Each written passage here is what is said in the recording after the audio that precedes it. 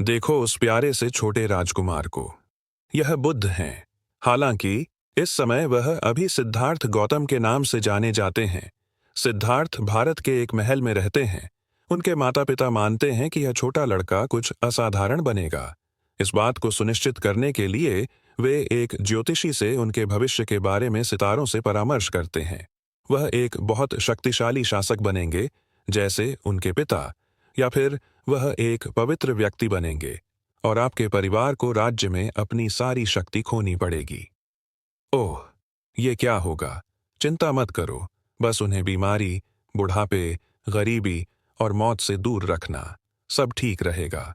वे राजकुमार को इन सभी अनुभवों से बचाने का निर्णय लेते हैं। सिद्धार्थ बड़ा होता है, विवाह करता है और बच्चों का पिता बनता है, बिना महल से बाहर के सामान्य लोगों से कभी मिले। लेकिन एक दिन सिद्धार्थ अपने रथ में महल के बाहर जाता है।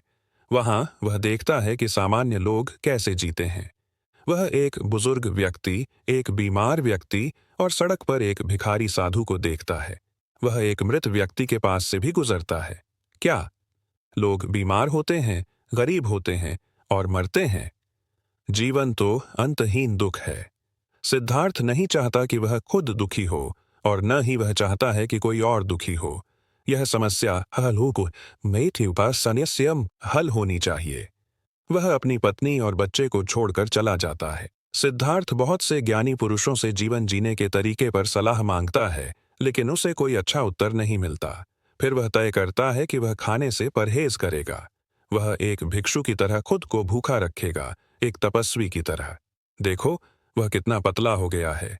यह तो क्लियरली काम नहीं कर रहा है। तो सुकने ये इससे कोई खुशी नहीं मिल सकती। नहीं, सिद्धार्थ यह समझ जाता है। वह खुद को भूखा रखने का विचार छोड़ देता है और बोधि वृक्ष के नीचे ध्यान करने बैठ जाता है। यहाँ वह तय करता है कि जब तक उसे समाधान नहीं मिल जाता वह नहीं उठेगा। कुछ भी उसे हटा नहीं सकता। एक बुरा राक्षस, जिसे मारा कहते हैं, उसे ललचाने आता है। मारा उसे बहुत सारी शानदार चीजें ऑफर करता है, लेकिन सिद्धार्थ वहीं बैठा रहता है।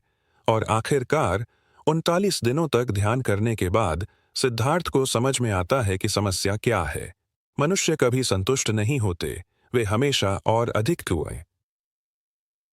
अधिकता चाहते हैं, और यह और अधिक पाने की चाहत कभी खत्म नहीं होती, और फिर यह दुख भी कभी खत्म नहीं होता। अब सिद्धार्थ ने समझ लिया कि चीजें ऐसी ही हैं। वह प्रबुद्ध हो गए हैं, और यही शब्द बुद्ध का अर्थ है।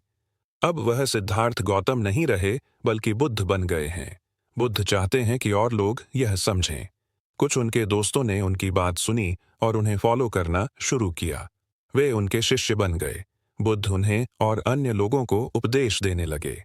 इस समय भारत में हर कोई हिंदू था। हिंदू लोग पुनर्जन्म और पुनः आवास, रीइंकार्नेशन में विश्वास करते थे। आप जन्म लेते हैं, जीते हैं, मरते हैं, फिर से जन्म लेते हैं, फिर से जीते हैं, फिर से मरते हैं, और यह अनंत चक्र, संसार चलता रहता है।